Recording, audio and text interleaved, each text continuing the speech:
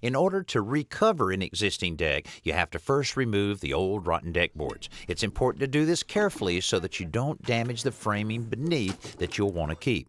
Hammers and pry bars will do the job, but you can speed up the process by using a long piece of lumber for more leverage to pry the boards free.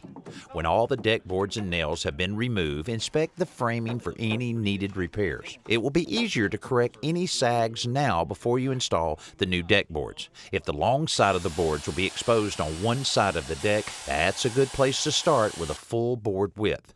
When the board is aligned and perpendicular to the joist, begin securing it to them. Coated deck screws are the best method since they stand less chance of working free. For these 2x6 deck boards, we're using 3-inch screws. This lumber was kiln dried after treatment, so we're using 8-penny nails as a spacer between each row. Regularly treated boards will shrink after installation, so you may want to butt them tightly together to allow for that.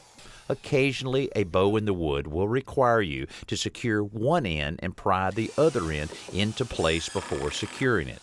On the open end of the deck, we're letting the boards just run long so that we can come back later and cut them all at once for a good straight line.